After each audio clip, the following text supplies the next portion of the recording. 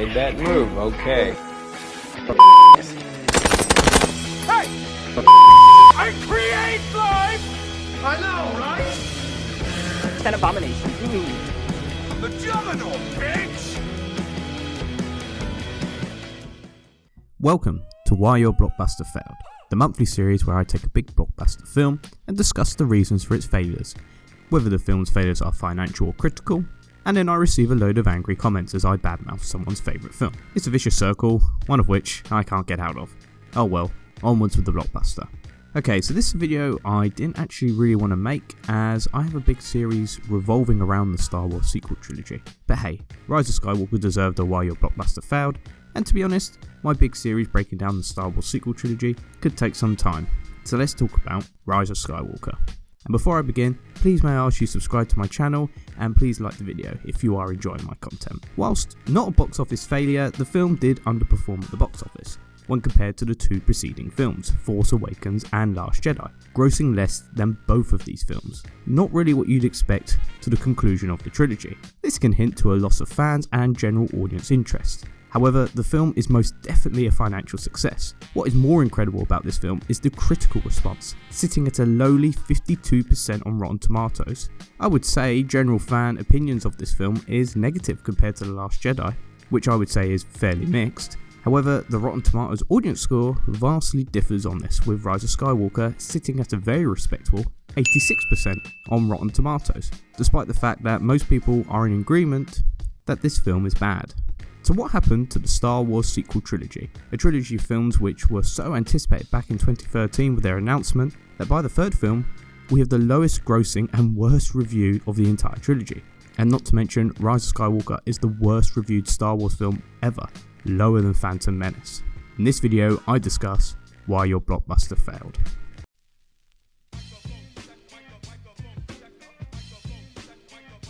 The original and prequel trilogy had 3 years between each film.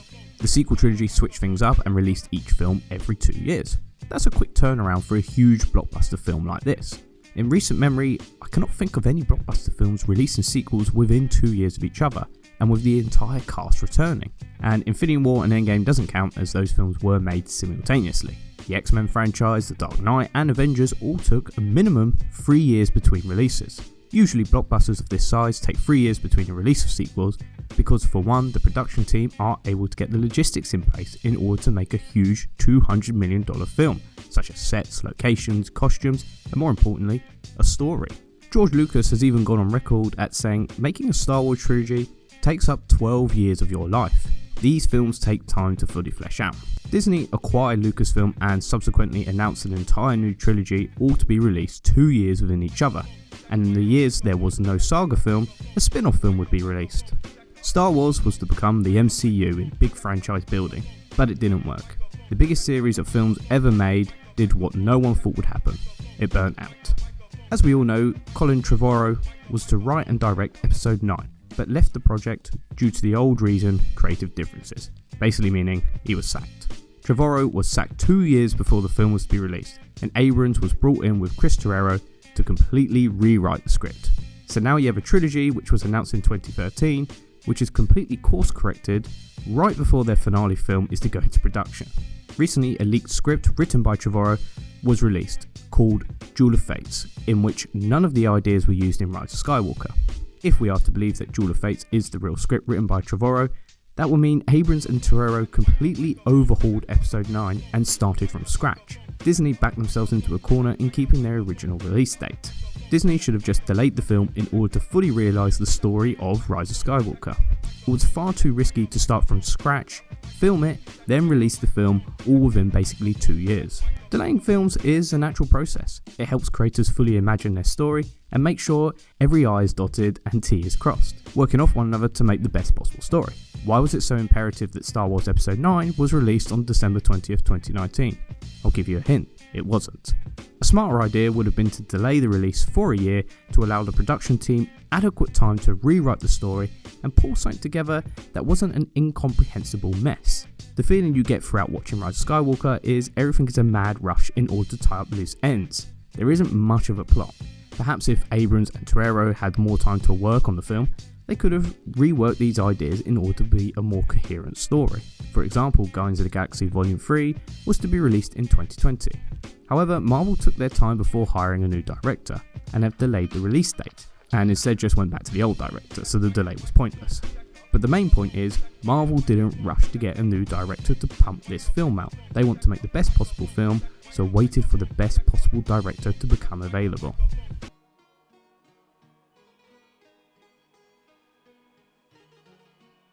The Death Star problem has hampered Star Wars throughout. Of the 9 saga films which have been released, 4 have had the plot device of a weapon capable of destroying the planet.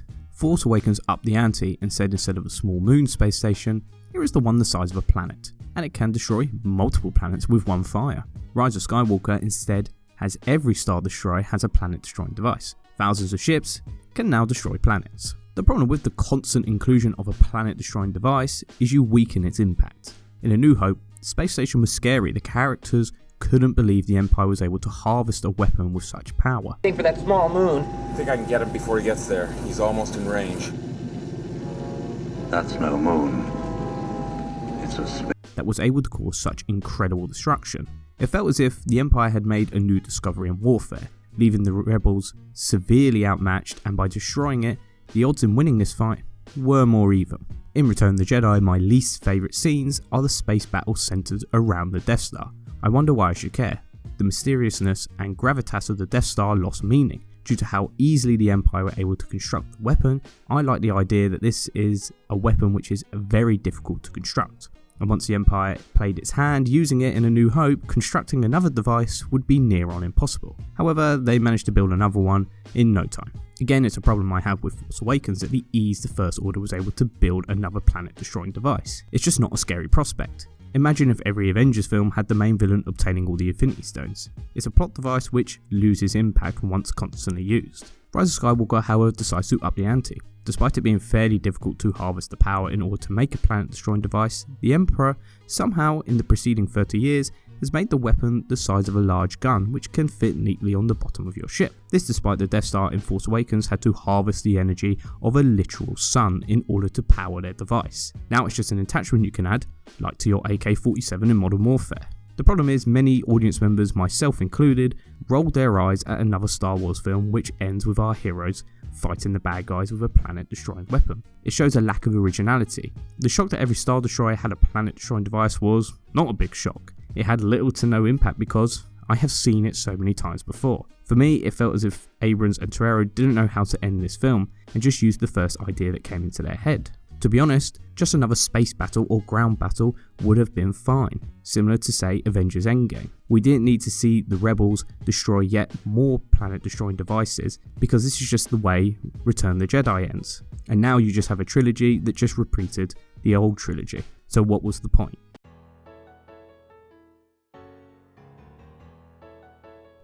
To put all the blame on Rise of Skywalker would be unfair. A major reason for the failure of Rise of Skywalker is the narrative of the trilogy that was told. Abrams is known for his mystery box storytelling, which, to be honest, is a real bad way of telling a story. Setting up mysteries, you're allowing people's imaginations to run wild, and can never be fully able to settle everyone's expectations. Narratively, The Last Jedi works as more of a conclusion of the series, instead of the second in a chapter. It's been said many times, but essentially Rian Johnson wasn't a massive fan of the ideas presented in Force Awakens, so he did either one of two things. Number one, The Last Jedi subverted your expectations by twisting a mystery on its head, i.e. Rey's parents being no one. Or two, Johnson flat out ignored setups for further expansion in The Last Jedi, such as Snoke or the Knights of Ren, even as going so far as to make Kylo Ren take off his mask, dubbing it ridiculous. The problem you now have, the second film of your trilogy has not continued story beats that were set up in the first film, and now the third film needs to do the work of two films in order to complete the arc set up from the first film. It makes Rise of Skywalker incredibly clunky and really shows the narrative problems over the course of 3 films and how little direction they had. It is very evident that Disney basically rushed these films out without having some basic story arc of which to follow. Instead, each film is very reactionary to the previous film. Last Jedi reacts by saying, okay, you wanted something different. Here is something different that isn't Empire Strikes Back. And The Rise of Skywalker says, sorry we tried something different, here is normal Star Wars. Without a flowing narrative to follow from the first two films, you can't have an ending which satisfies audiences. The Last Jedi does very little in setting up a third film, with few questions and story arcs left open. Everything in Last Jedi seems very conclusive, and thus Rise of Skywalker had to think up a separate story in order to close off the trilogy. The only problem is, The Rise of Skywalker feels like a total standalone film, similarly to The Last Jedi and now Force Awakens. There is no flowing character arcs from the first to the third film, and it really does hamper Rise of Skywalker.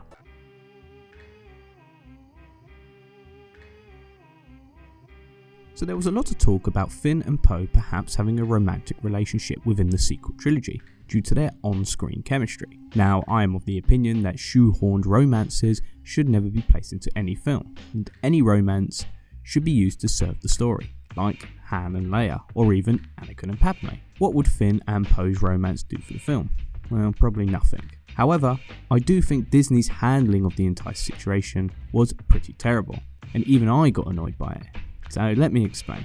John Boyega and Oscar Isaac have excellent chemistry on camera, and if a romance did form, it would seem quite natural and not forced. I'm sure that was not Disney's intention, but sometimes characters grow and come across in ways you did not expect. So for these two to have a romance is not out of the question.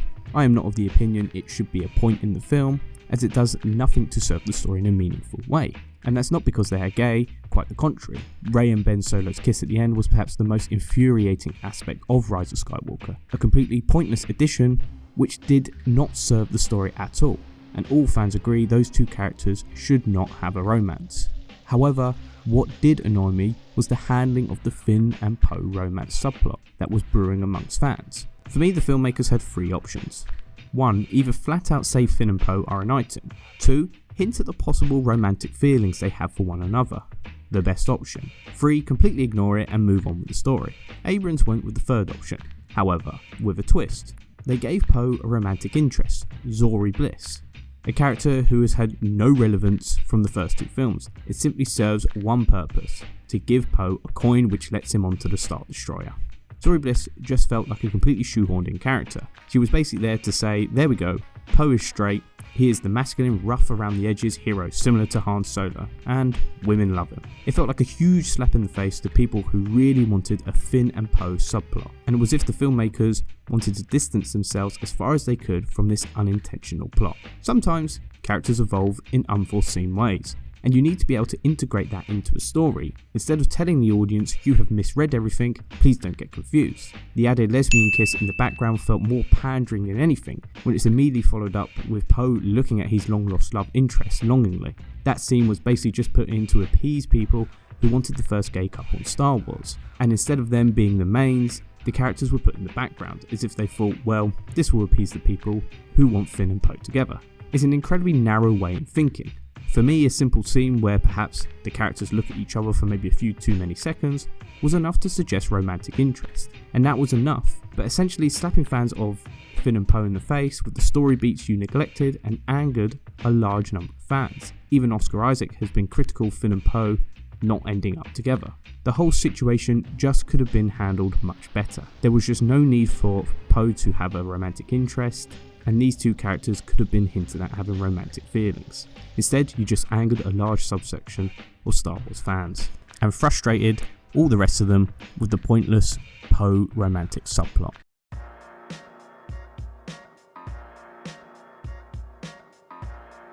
So this was a piece I added late in the day to this video, but I thought it needed saying. I'll go into further detail at some point on my channel in my larger Star Wars sequel trilogy video, but I thought I might as well just add it in for now. Whilst I can see in this video I haven't really gone into intricate detail regarding Rise of Skywalker's failings as a Star Wars film, I've only really discussed a few details around this film. I thought I would talk about this particular fact because I think it is the major problem Rise of Skywalker just underwhelmed financially and failed critically. Rise of Skywalker isn't about anything. So what do I mean by that? Obviously the film is a plot, characters, the lot to make a film, but there is no overarching theme or lesson at the end of the film. The only theme I can see is that in Rise of Skywalker is not being defined by biological family, and your family are those are the ones that love and care for you. Rey Skywalker. That doesn't make sense. Other than that, the film is an empty hollow shell, which breaks no new ground and essentially a retelling of Return of the Jedi just on a larger scale. For all of Last Jedi's failings, at least it tried to say something, even though that message was muddled. Last Jedi told us to let go of the past, allow yourself to move forward, and the best message being greatness can be within anyone, and you don't need heritage to achieve something amazing. It was the great antithesis to Kylo Ren, who is bogged down by his heritage in order to live up to Darth Vader. Rise of Skywalker throws away any of these interesting ideas and tells a hollow story which pushes Finn to a background player, Poe as a Han Solo ripoff, and Kylo Ren was set up as the true bad guy in Last Jedi, only to be ultimately redeemed in the most hollow manner despite realising perhaps the Jedi and Sith and the Resistance are outdated ideas, and decides that, he was completely wrong. Ren's redemption has no reason. He isn't shown that perhaps the Jedi are the way. He just decides that thanks to Leia and Han talking to him, it's time to become good. And this is the problem. All of our character actions just serve the plot and have no meaning to them. Star Wars films are about hope, fighting in the face of evil, being the best you can be, and Rise of Skywalker just tells essentially the same story we've seen before, just on a bigger scale, without any deeper meaning. Rise of Skywalker is probably the most hollow Star Wars film ever made.